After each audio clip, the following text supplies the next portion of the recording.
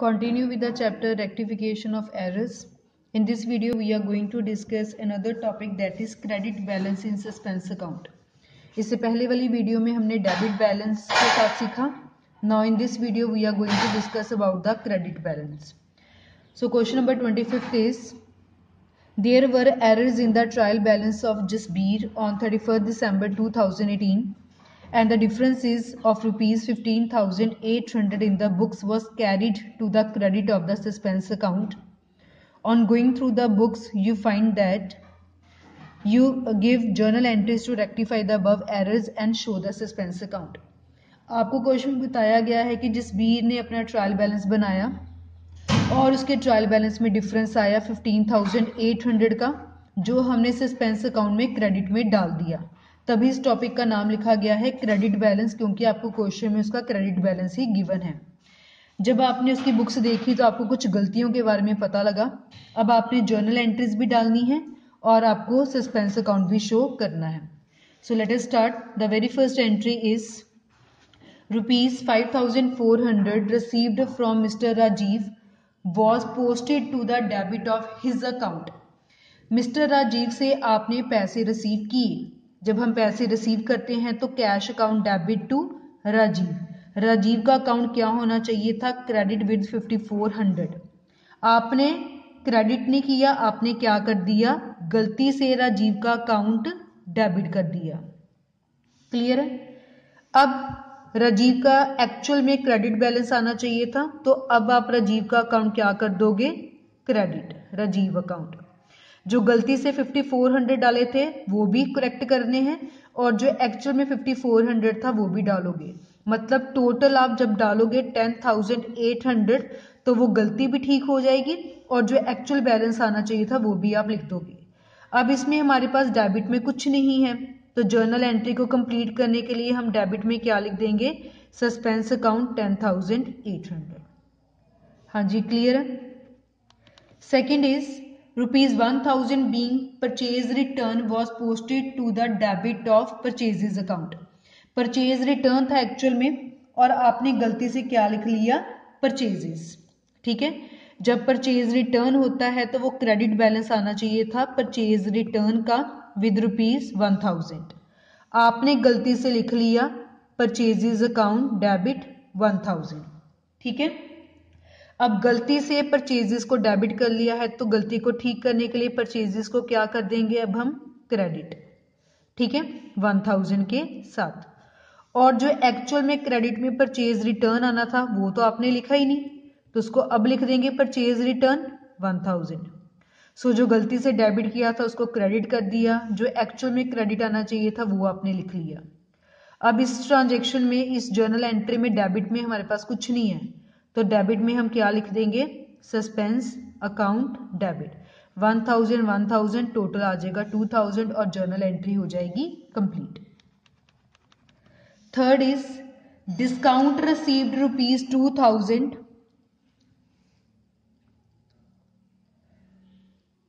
Third is discount received rupees 2,000 was posted to discount allowed account. आपने discount receive किया. जब discount received करते हैं हमारे लिए इनकम होती है और डिस्काउंट रिसीव्ड का हमेशा क्रेडिट बैलेंस होता है, तो यहाँ आपको डालना चाहिए था 2,000. आपने गलती से लिख लिया डिस्काउंट अलाउड. ये हमारे लिए लॉस होता है और इसको हमने गलती से डेबिट में डाल दिया. गलती से डिस्काउंट अलाउड डेबिट हो गया. अब इसको क्या कर देंगे? Credit discount allowed account with rupees 2,000. जो एक्चुअल में क्रेडिट में डिस्काउंट रिसीव्ड आना चाहिए था वो भी लिख देंगे अब प्रॉपर डिस्काउंट रिसीव्ड, क्योंकि हमने इसको पहले नहीं लिखा 2,000. ठीक है. जो गलती से डिस्काउंट अलाउड को डेबिट किया था अब उसको क्रेडिट कर दिया. जो एक्चुअल में क्रेडिट आना चाहिए था रिसीव्ड उसको अब लिख दिया. फिर हमारे पास जर्नल एंट्री कंप्लीट करने के लिए डेबिट में कुछ नहीं है, तो हमने सस्पेंस लिख लिया. 2,000 प्लस 2,000 टोटल यहाँ हमारे पास आ गया 4,000 और जर्नल एंट्री होगी आपकी complete. Then fourth is rupees 2,740 paid for repairs to motor car was debited to motor car account 1,740. आपने रिपेयर का खर्चा दिया था, रिपेयर में ही जाता है. ठीक है, 2,740. और आपने गलती से मोटर कार अकाउंट में लिख लिया 1740।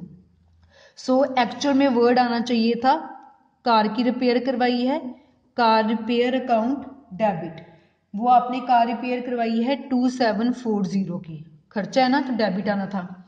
आपने गलती से लिख लिया मोटर कार, ठीक है, मोटर कार अकाउंट डेबिट, और पैसे भी आपने गलत डाल दिए, दैट इज 1740, ठीक है।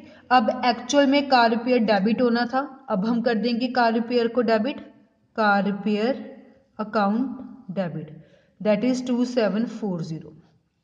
गलती से मोटर कार को डेबिट कर दिया, ये तो आना नहीं था, तो अब इसको क्या कर देंगे, क्रेडिट मोटर कार अकाउंट 1740, ठीक है। अगर अब हम जर्नल एंट्री की तरफ देखें तो यहाँ डेबिट क्रेडिट का टोटल आपस में मैच नहीं कर रहा, बट हमें पता है कि debit must be equal to credit. कौन सी साइड बैलेंसिंग फिगर आ रही है, ऑन द क्रेडिट साइड, तो अब हम क्या लिख देंगे, सस्पेंस अकाउंट। 2740 से 1740 माइनस किया तो 1000 का डिफरेंस है, वो डाल दिया, जिससे अब डेबिट और क्रेडिट हमारे क्या हो गए, equal. Then last transaction is 4000 paid to Sanjay was debited to S Sanjay account.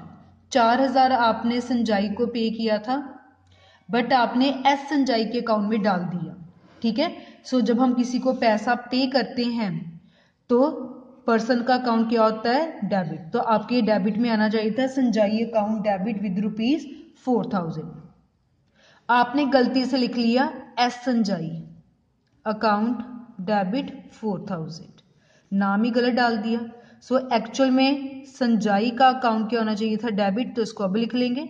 जो आपने गलती से एस संजाई का अकाउंट डेबिट कर लिया है, इसको अब क्रेडिट कर लेंगे, ठीक है, विद ₹4000। इस ट्रांजेक्शन में जो है हमें सस्पेंस अकाउंट की जरूरत नहीं पड़ी, क्योंकि अपने आप जो है ये बैलेंस हो गया। अब क्वेश्चन में आपको बोला गया है कि साथ में आपने सस्पेंस अकाउंट भी बनाना है। सो सस्पेंस अकाउंट का आपको बैलेंस गिवन है 15,800, वो आपको क्रेडिट बैलेंस गिवन है। सो हमने सस्पेंस अकाउंट बनाया, इसके क्रेडिट साइड बैलेंस लिख लेंगे क्योंकि आपको इसका क्रेडिट बैलेंस गिवन है। सो लिख लिया by balance brought down, that is 15,800। अब जैसे हम लेजर बनाते हैं हम वैसा ही बनाएंगे। पहली अकाउंट में कहीं हमारे पास सस्पेंस है, डेबिट है, तो हम भी कौन सी साइड डालेंगे, डेबिट साइड डालेंगे। लिखेंगे क्या, जो क्रेडिट में हमारे पास है। सो हमने लिख लिया टू राजीव अकाउंट विद ₹10,800।